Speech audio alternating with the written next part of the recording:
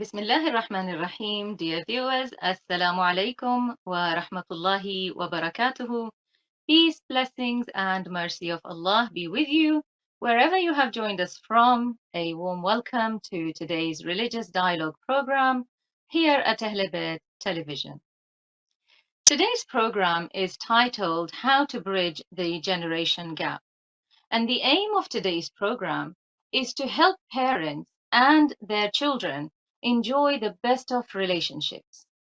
How can parents achieve a relationship that is free of unpleasant encounters with their children, where there is recognition and respect of mutual rights, and above all, there is mutual love and fulfillment of divine responsibilities? You would agree this is an important discussion in today's day and age, where the generation gap is increasing between the older generation and the younger one. Joining me for the discussion, we have with us two honorable guests. Joining me is Sayyid Faizul Hassan Zaidi, as well as we have with us the honorable and the respected Sayeda Zahra Hussain for today's discussion. I would like to welcome both my guests to today's program. A warm welcome to you both, and thank you so much for joining us today and accepting the invitation. I would like to start with you, Sayyid Faizul Hassan, and ask you about this generation gap. What is the concept of generation gap, and how do we define the generation gap? A'udhu billahi minash shaitanir rajeem. Bismillahir Rahmanir Rahim. Thank you, Sister Zainab, for organizing this program. And I think this is a important program. The reason is because we are living in a generation where we have a misunderstanding between all the generations. This generation is the most confused generation that you will find on this planet Earth during this era. And I think we can all agree on this, where even your identity is in a crisis. For example, where young children are being told if they are a boy or a girl, what is their gender. So at this very base level, there is a crisis between this generation of knowing their own identity of who to be. So when we are at this stage, we need to understand, as a question as you've put, what is this generational gap? The problems that this generation is facing, I would say the previous generations didn't face it to this extremity. The extremity that we're now seeing, the confusion that we are now seeing in this generation is far, far confusing, far malign, and far extreme in its in the appearance that we see it. If you go back 50 years, 20 years, 100 years, there is a big change in the culture of the world itself. And then if we divide it between the Western and the Eastern culture as well, there is a big difference. Now, the leading of this culture or the change of this culture is coming from the West. West has been changing how generations have been behaving. Now, this is not something unique or new. Our Quran in the Holy Book, Allah subhanahu wa ta'ala has touched on these aspects singularly. So, for example, whatever we are facing at this moment is not something that we could say is beyond the parameters of the Quran's guidance. Quran has very clearly touched on those aspects, and we can derive the understanding of the problems that this generation is going through. Because at the end of the day, either you are on your fitrah or you're not on your fitrah. So that's the basic, we can take a formula for us where we can understand that if there is this generational gap, it is to do with the generation moving away from its natural behavior, its natural instincts, its fitrat, basically. So this is where the problem is. So now if there is a generational gap, it is that the previous generation were more towards the fitrah than this generation, for example. So this is where I would say we could start our conversation from, and then we can bring examples as well. So, Sure. I mean, when we look at this generation gap, as Sayyid Faizul Hassan explained, Sayyida Gule Zahra, where do you see the differences originate from between the parents and the children, and why are relationships strained in today's day and age? We can't hear you. I think the voice is not there. Can you hear me now? Okay. Yes.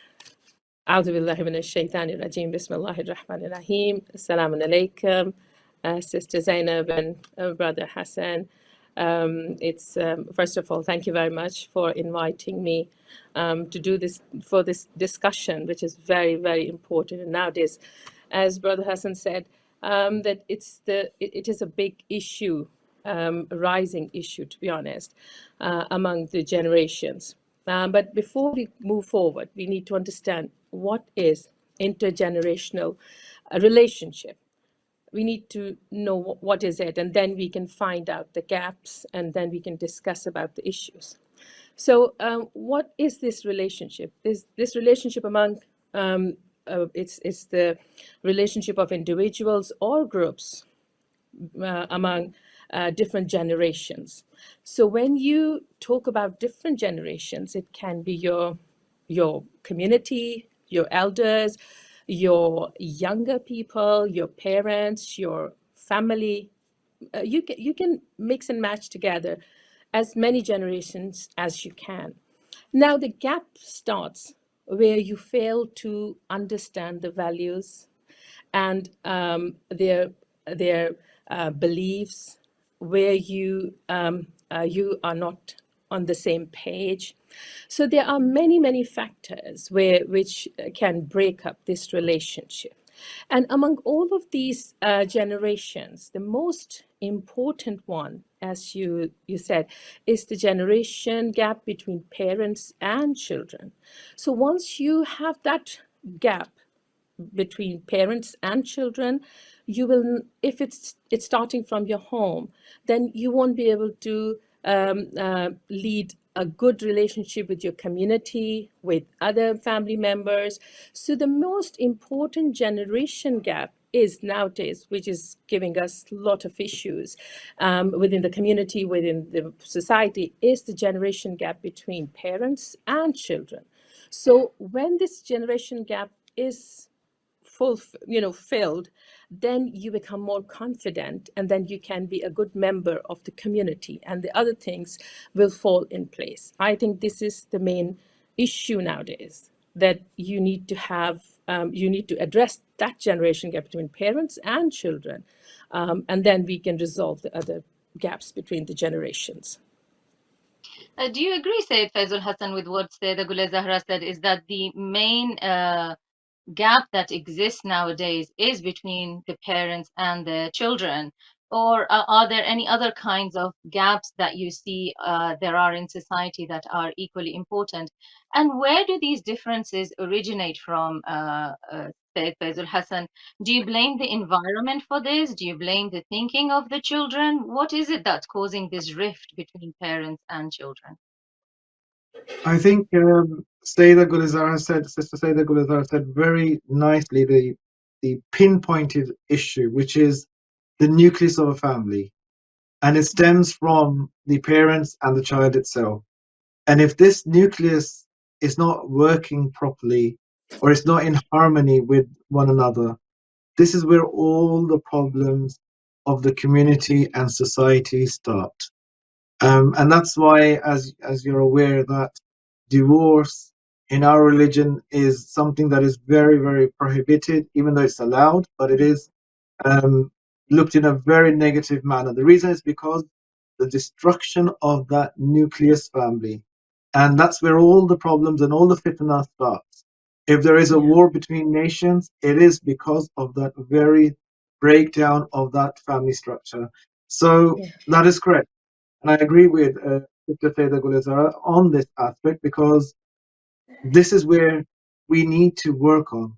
And only when this is not working properly, we see problems in community and societies. So I agree with that wholeheartedly. And then we see the problems that are happening. So if we could fix the root cause of this problem, and understand the challenges that come with this. Because at the end of the day, we can blame the nucleus, but the nucleus is affected by external forces as well that can cause those issues. So it's a it's a it's a it's a double whammy, you could say, where we can look at the nucleus, but then it's the environment as well that is affecting that nucleus. Sure. Sayeda Gul Zahra, what are the kind of issues and problems that you see exist between parents and their children nowadays? I know you are heavily involved in the community and work with people in terms of counseling, whether that's in marriages or whether that's between youth and their parents and vice versa. What are the main issues that you have come across that increase this generation gap between the parents and children and cause this misunderstanding and mistrust? Thank you very much for this question. When you, as Brother Hassan said, and I totally agree with him strongly, because he also raised a very good point there, that if the divorce is one of the key issue. So what happens that, and I would take this point further down, because this is what the problem starts from. Look, when parents have child, when a couple gets married and they have child, and that's a very, very unique bond between parents and children.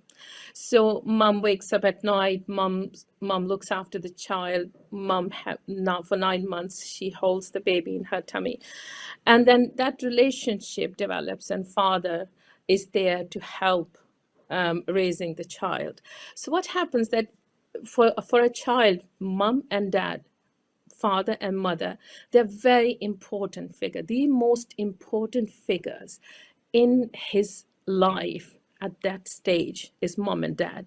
So the bond between mom and dad, between them, is, it's very important that that bond should be very strong, because a child cannot see, doesn't want to see his mom and dad, two precious figures, apart, and if they're fighting with each other.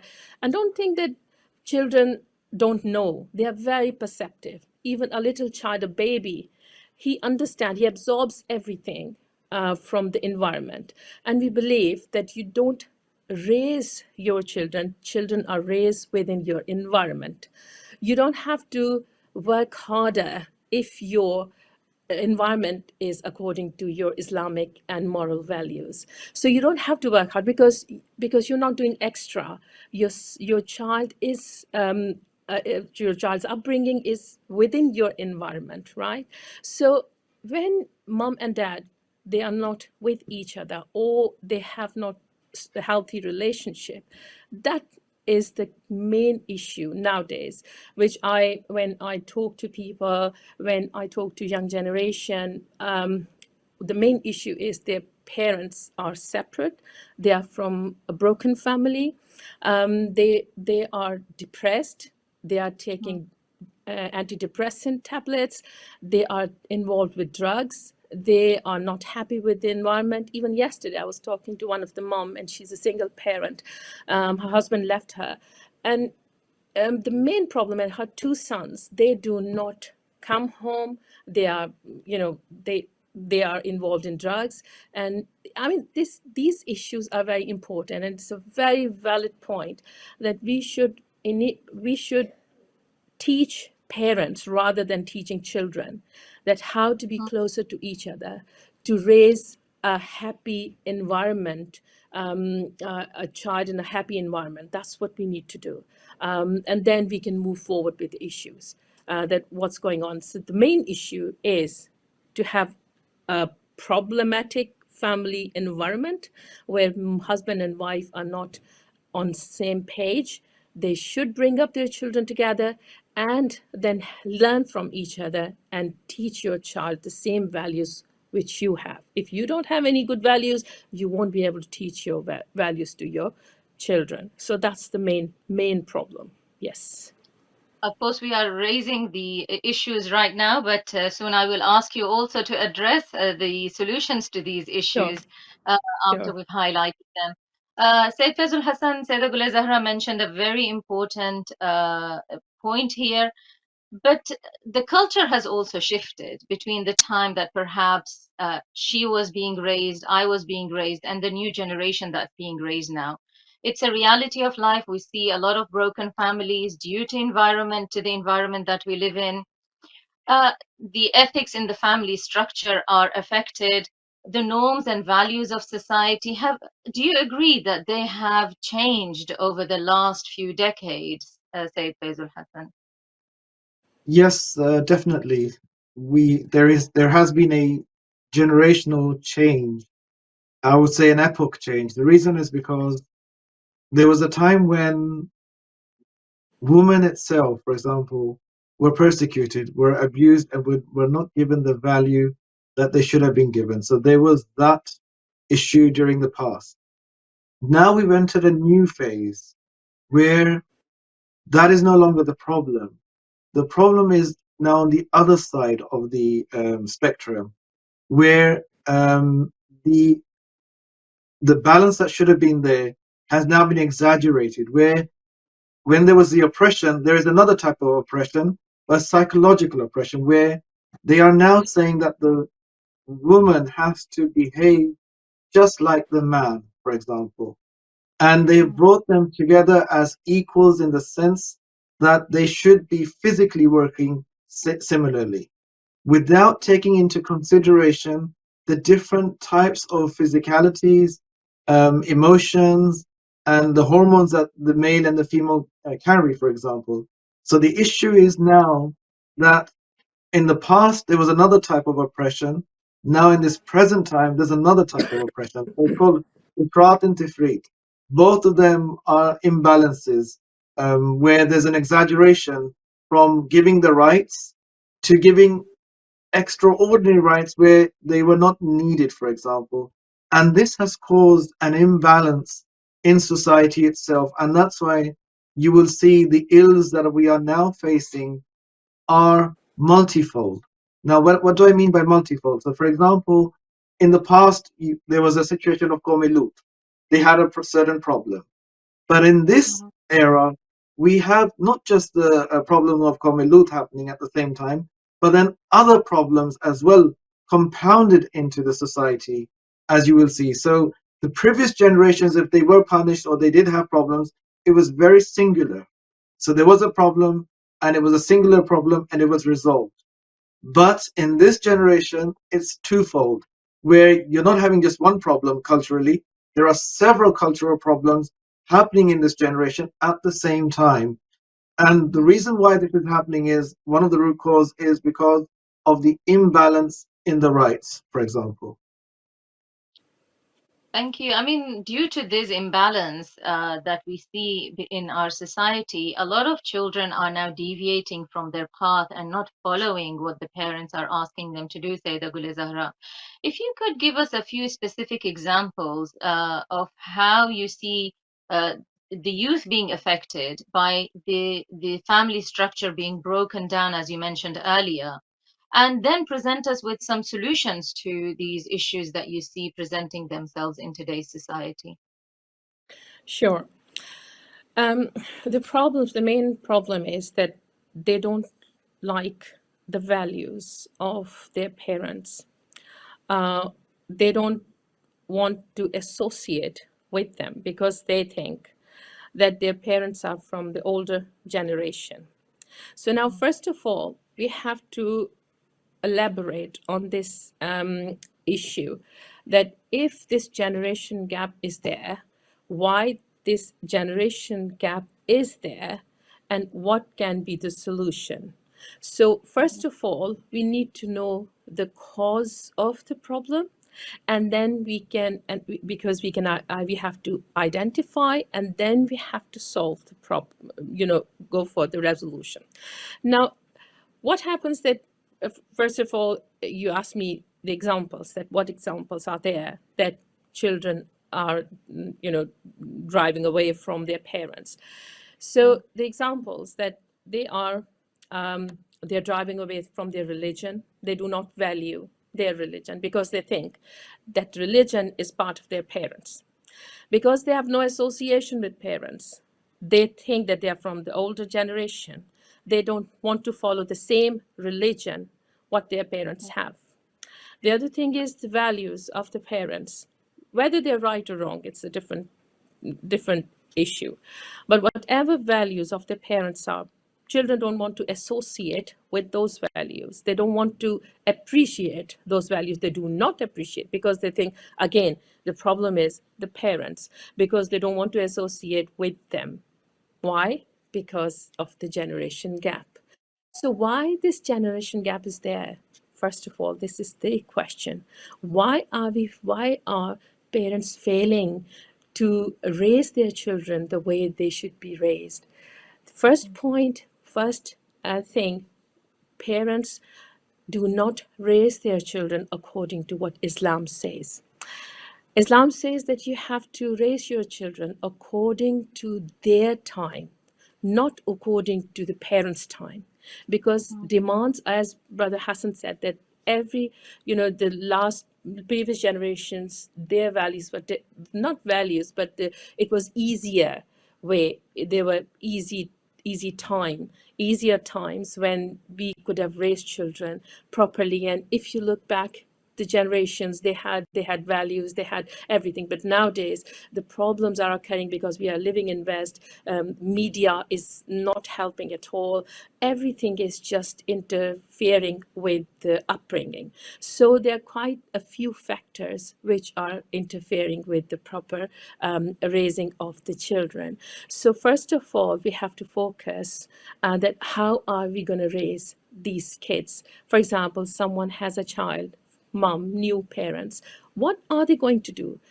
Initially, when they are getting married, what are the values they're holding when they're getting married? Have you chosen the right spouse for yourself? Have you done a proper research? What were the values at the time when you chose your spouse, when you chose your wife? Was that just for the worldly desires or for the religious reason? These are very important factors. When you have a woman, your wife, who is going to be a child bearer, who's going to be raising your child, you have to see the values, and that those values should be according to Islam.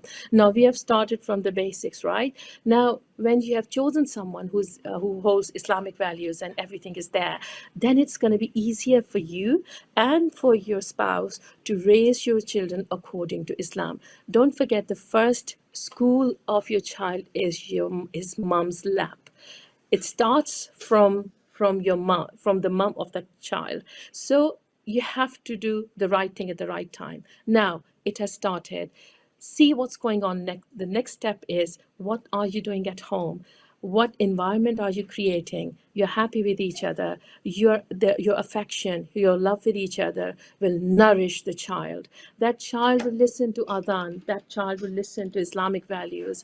The child will listen to your moral values, and he would be raised the way you want him to be raised. There should be, if you want your daughter to wear hijab, mom should be wearing hijab. It's no good saying that my daughter doesn't wear hijab if you are not wearing hijab yourself.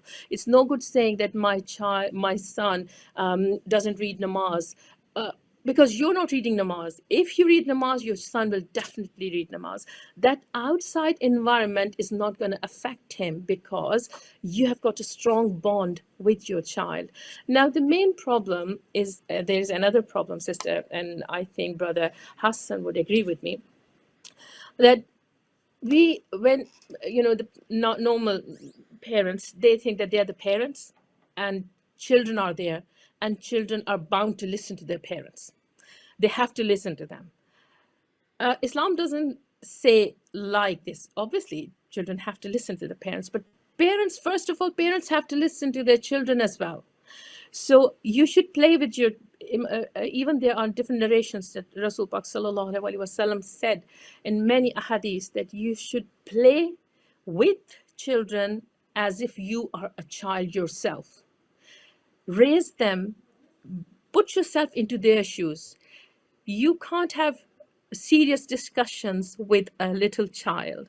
If that child is playing, you have to become a child with the child.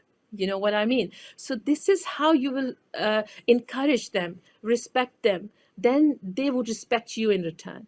It's a very common saying, and everyone knows that you don't demand respect; you have to earn it. So when you give respect, you will take respect. This is the rule of law of the nature. You can't change it. Yes, you can say, "Oh, I'm the parent. You have to respect me." That's all good, but you have to raise your child in a way so you can demand a respect from him. If you don't raise him the way he should be, so you can demand something, there's no point of demanding. So you need to educate yourself before you raise your child. So this is the main thing. So prevent your children going away from you. Prevent them. Be nice to them. Be friends with them. Respect them. Listen to them. Encourage them. So these are all the solutions. That these problems are there, but solutions are there as well. So slowly but surely, you can change the whole environment, and things will go according to what this society needs and our religion says, I think. Very beautiful point you raised there, Sayeda Gule Zahra. Thank you so much. Of course, the Holy Yeah, Quran also, when it comes to this value of respect that you talked about, narrates to us yeah, stories of the prophets. We have Prophet Nuh addressing his son, Prophet Yaqub speaking to yeah, Nabi Yusuf alayhi salam, uh, Hazrat Luqman's advice to his son. Then we have Imam Ali alayhi salam's advice in Nahj yes, al-Balagha to Imam Hassan alayhi salam. It's worthwhile reading these stories and reading the yeah, wordings that these Muslimin have used. In Hadith Kitab, for example, we have how Bibi Fatima Salamullah alayha addressed her children and vice versa. And that gives us the foundation to build upon of a respectful conversation and giving respect to the younger ones so that respect is reciprocated. yeah, Sayyid yeah, Faizul Hassan, the saying says that it takes a whole village to raise one child. As Sayyidah Gule Zahra said, the family structures are breaking down and a lot of pressure is coming onto the parents.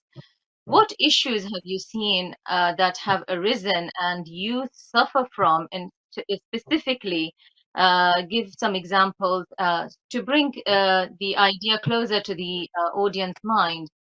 That due to these issues that you both have discussed, what problems have arisen and what do you see the solution to those issues?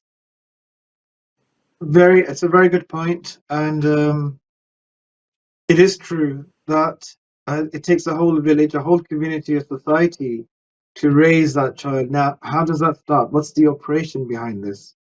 For example, the society needs to be able to influence the parents.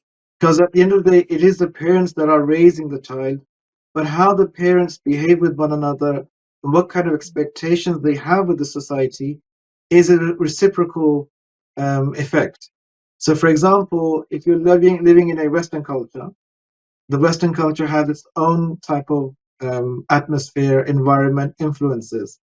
Now, we as a Muslim community in the Western culture, how can we help the harms from this culture coming into that couple, for example?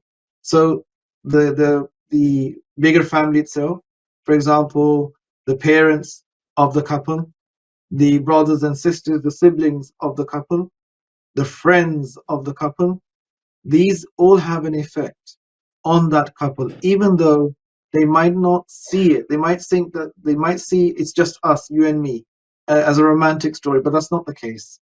You are also listening to your parents, you are listening to your friends, you're listening to your society, and you're listening to your community itself. Now, these have an influence on that couple. There are two aspects to this. Either that couple will be extrovert and they'll be involved with the community, or they'll be introvert, and both have their benefits and their disadvantages. So the problem is this, that society is having an effect on that couple. That is why it is said that those that cause problems between a husband and wife, they are very badly looked upon and they are cursed by Allah subhanahu wa ta'ala, because they are affecting the harmony in the couple. So the couple is also raised. So when a new couple is married together, they are like toddlers walking in a new path. What we do is we forget that they need guidance, they need support, they still need someone looking at them rather than leaving them to their own devices. This is the problem that this generation, I think, is facing, where we expect them that they are now married, we can leave them alone. No, I still believe that there has to be some kind of input from the externalities, from the parents' example, positive inputs, just to know which direction the couple is going in. And if they need any support, at the end of the day, we need to remember that there are charged emotional feelings between the couple, and how they relate with one another is very sensitive. Sometimes there'll be ups, there'll be downs, and these can be affected, as I said, by the externalities that are there. And this affects. So, for example, if in society there is a competition, for example, of showing off, now, maybe the female part of the couple will say to the husband, "Oh, I want something like this, I want a materialistic life," or something like this. And this will influence the upbringing of the child, because now the couple's direction is towards the materialistic part. Why is there materialistic part? Because the society is showing this, and the communities are showing this, the families are showing this, that this is what we are expecting. And that expectation is then affecting how they will raise the children, or how they will interrelate with themselves as well. So it is also dependent on the society itself. And this is where we need to understand that even every action of ours, every word that we say to an individual, it has a repercussion. So if we say something negative, it can affect the couple. And that is why on the day of judgment, our tongues will be held very much accountable, even by the slightest words that we have, and they have effect on couples and societies and communities. Therefore, what I would say is that the society is also raising that child, and that's why on the day of judgment we are accountable for every action that we do. Whatever happens has a consequence, and we might think it's insignificant. We might say something without even thinking about it, but its repercussions are there, and it's affecting whoever it is. So communities and societies are the basis of where a couple can find guidance and support, and culture. That culture will dictate to them how they need to behave with one another. So it's a two-way street. As much as we say, for example, it's the parents that raise the child, but it's also the community that is raising the child as well, because the parents are working according to the culture of that community. And that is why we have to stipulate what the society is accepting and rejecting. So our community, for example, we are the followers of Ahlebait. Our values should be in line with the Ahlebait values. If we're not following those values, then we're following a materialistic value. And this was the problem from day one. When Saqifa happened and all of those things happened, it was all because of the dunya. We are the followers of Ahlebait, and the dunya is just a wasila, or a tool to get to the akhirah. And this is where our values should be coming from. Should be the source. But unfortunately, we are human beings. We do forget. We sometimes get trapped with the world, the excitement of this world, and we forget that this was not the goal. The goal was something else.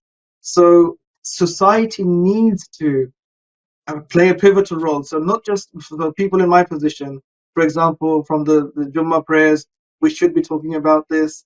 In our majlises, we should be talking about this, where our society is going, what we should be doing. And then within the ladies itself, the sisters should also keep a check and balance within the communities of what we are discussing, what are we aspiring for. Unfortunately, what happens is that we start competing for artificial things. For example, there'll be a competition between the communities of, if this person's got a bigger house, I want a bigger house. If this person has this car, I want that car. We've already moved from where we had to be. Where the goal was, it was something else. The direction is gone somewhere else. And that's where this Western culture has an effect. Because this Western culture is, for example, the American dream. For example, have a better materialistic life. No one is saying no to that, but at what cost? At what value? So I think this is where the problem is. You have mentioned a few key words there. One of them is expectation. I'd like to be a bit more specific. Both of you are parents, and both of you have raised children, mashallah, who are now teenagers and successful individuals now, adults.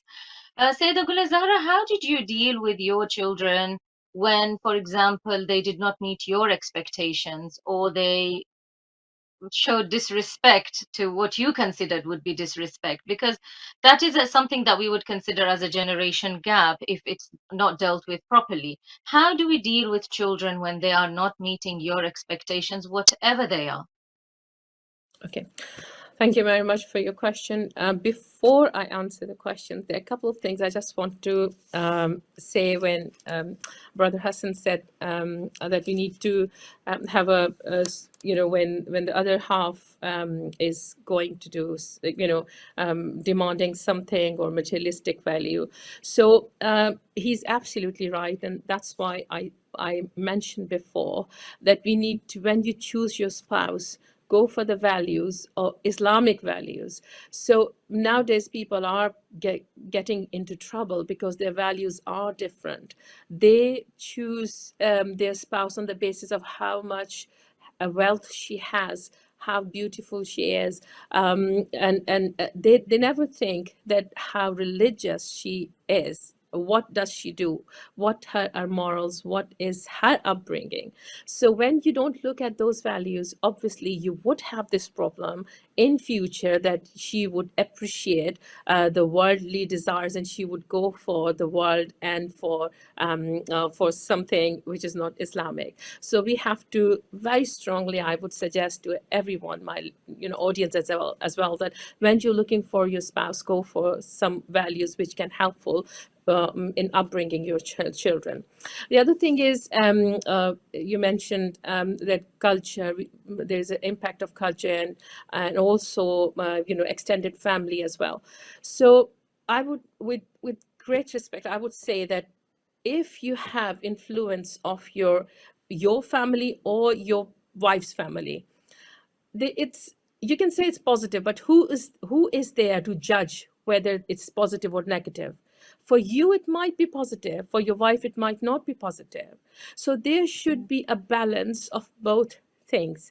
That what does your wife say? Is she mature enough, or how mature are you as a father, or how mature is your wife as a mother, who is confident enough to raise her child according to the values or whatever it is, raising them properly. So if you're imposing, not you only, your I'm talking about husband and wife, if husband's side is imposing themselves, and even nowadays the problem is occurring when mom's side, the wife's mom and her parents and her family, they are imposing themselves on her as well, and she's getting negative, in a way, negative things from her extended family, where she's thinking that she's getting advice from them, but that advice can be negative. You know what I mean? So at the time, you and your wife should have a stronger relationship, the most important relationship, so you are confident enough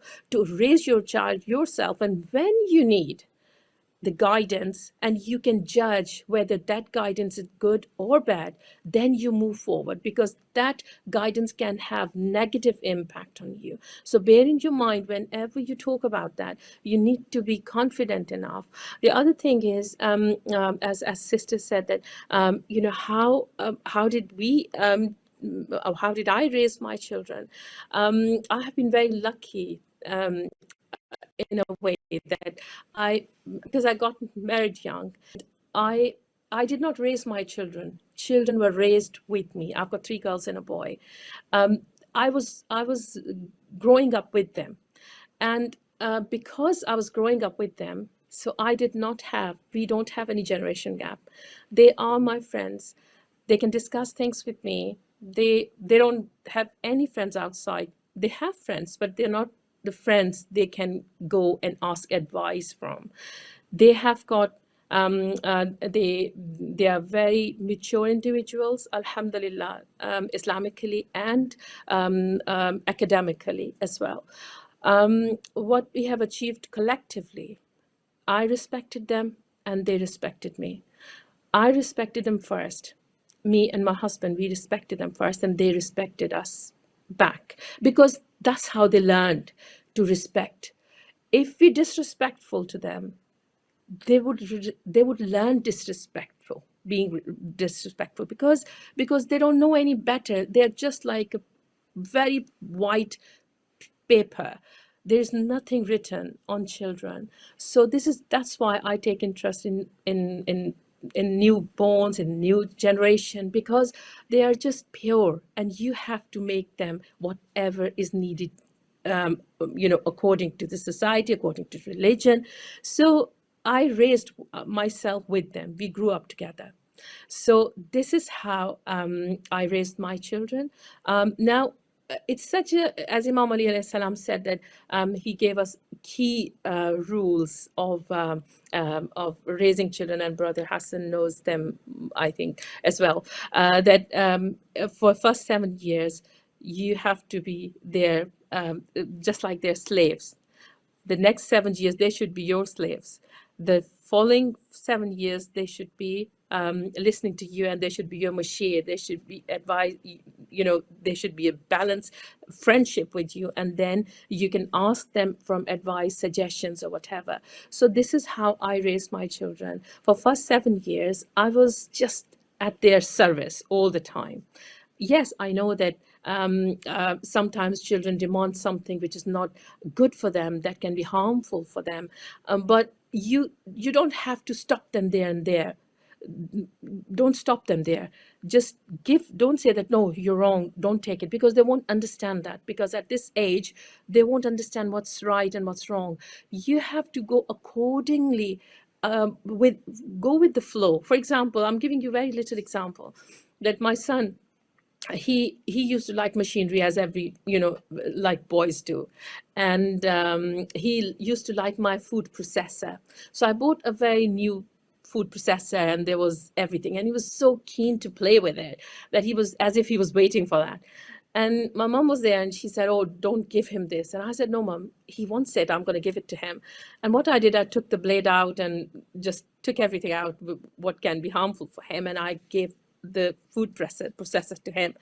And I was switching it off and switching it on for him, and he was so happy. And after a while, he just forgot about it, and he just moved forward. So it was all that.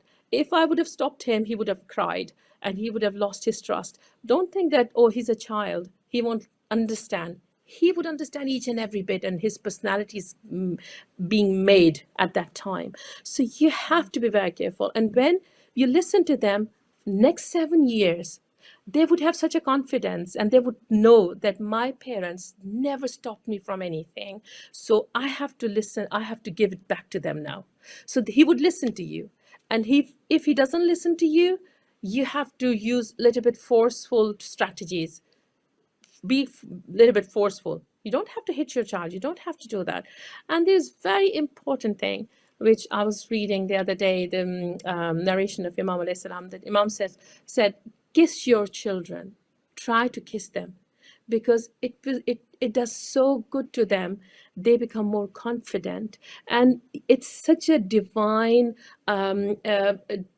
heavenly reward to that, which you can't earn for 500 years. If you try, you would get it after 500 years of different deeds you do. Even if you, kiss your child even once, it's such a big impact on a child. So just try to become near to them, love them, give them affection, and give them confidence. Encourage them. Try to gain knowledge from them. If you think that you know more than them, we can learn from our children, because they're the next generation.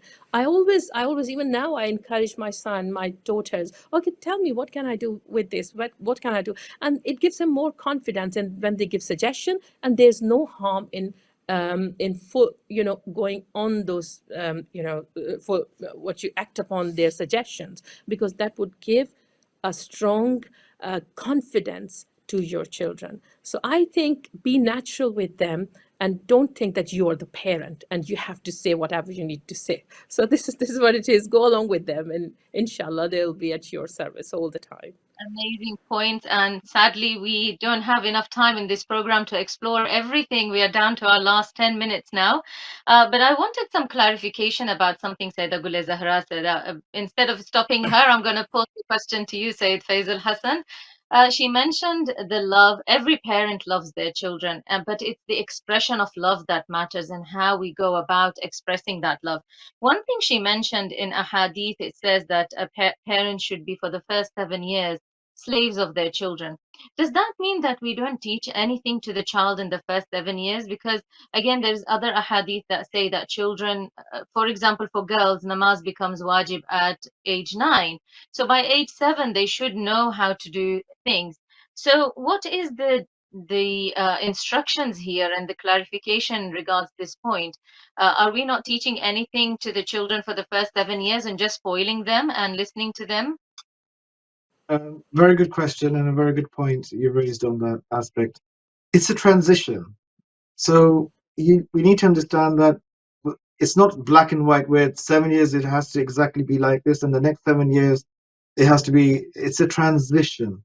So you will be evaluating your child's mental capacity, IQ, behavior, mannerism. You'll be looking at all of that and then judging accordingly of how to react with the child. Because there are some children, they learn quickly. There are some children that learn in a different way. So the parents will know exactly where the child, in which direction they're going. So even though you can put these boundaries, 7 years, 7 years, 7 years, that's a good boundaries to put, but it's a transition as well. It can't be just 7 years I have to behave like this and 7 years I have to behave like that. It doesn't work like that. It's a transition. So say on the 6th year or the 5th year, you'll start giving a little bit of rules, for example. You'll start putting some rules in and then you start making them do something. But little by little, day by day, improve, increasing it, then coming back, then letting go. It's the balance.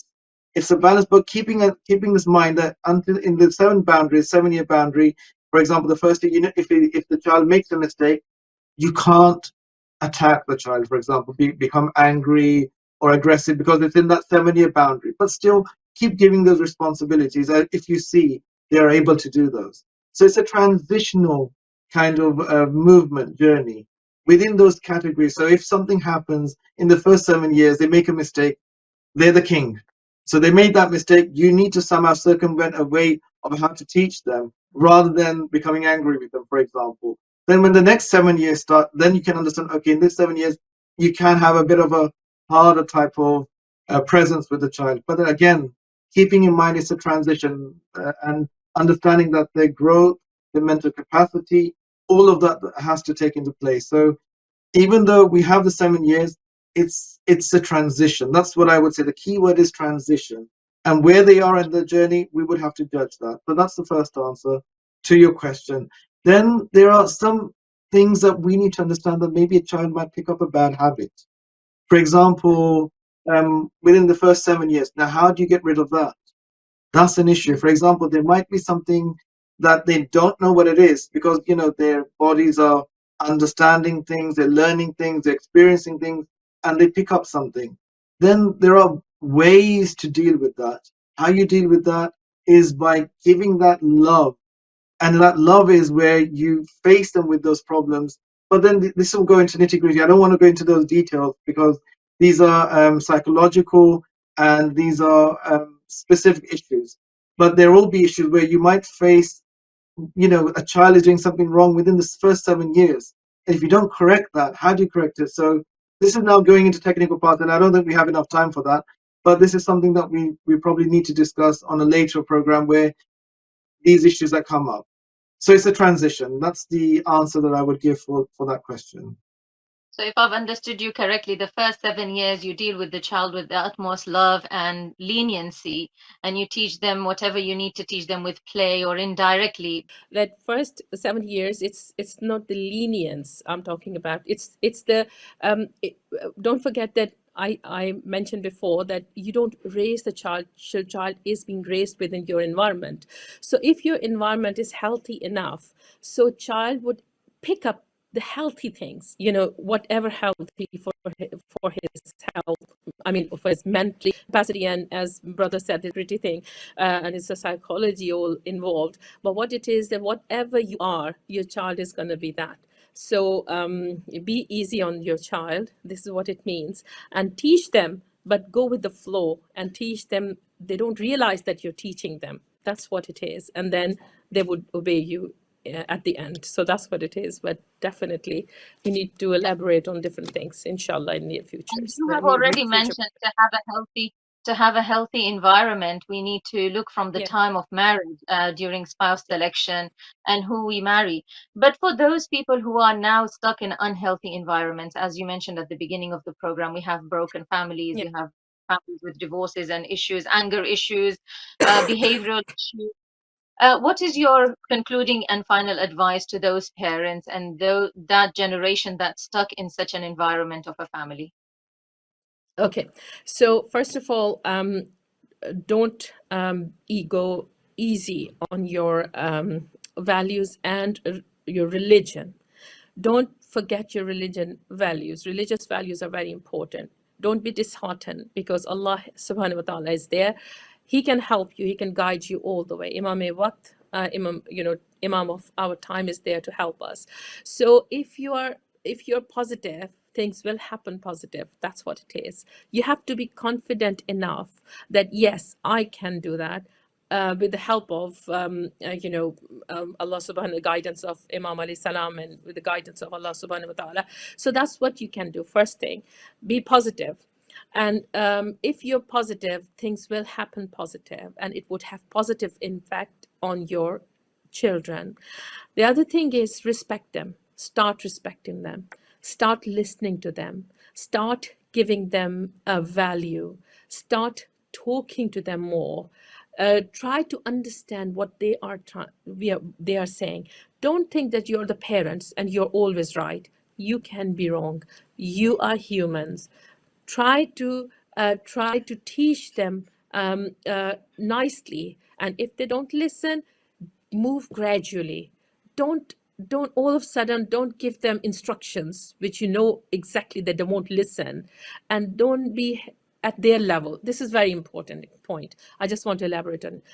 Don't become at the level of your children. uh, it's not the level I'm saying that, oh, you have to be a child and playing with it. I'm saying when you differ in your thoughts with your child and you know it can lead to a big fight, don't go at the level of your child. Just When they be are angry, magnanimous. you can be angry with them. When they're angry, don't be angry with them.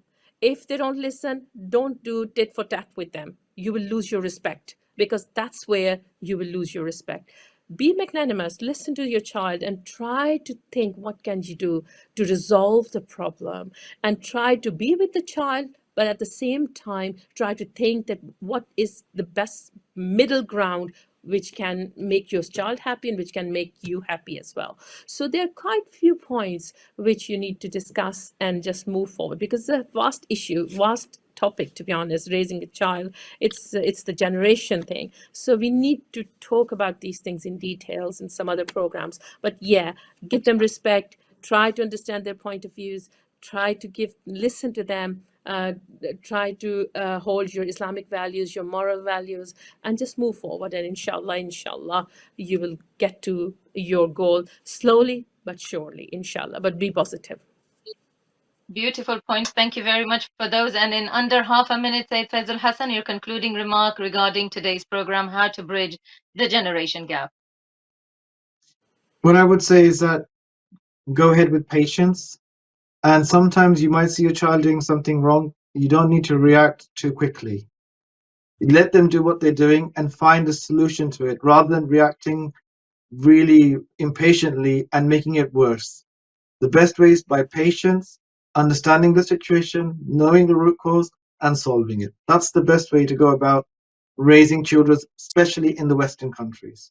A massive thank you to both my guests, Sayyid Faizul Hassan Zaidi, Sayeda Gule Zahra, and to you, dear viewers, for staying with us. To join us again next week for another program. Until then, I leave you all under the care and protection of Almighty Allah. في أمان الله.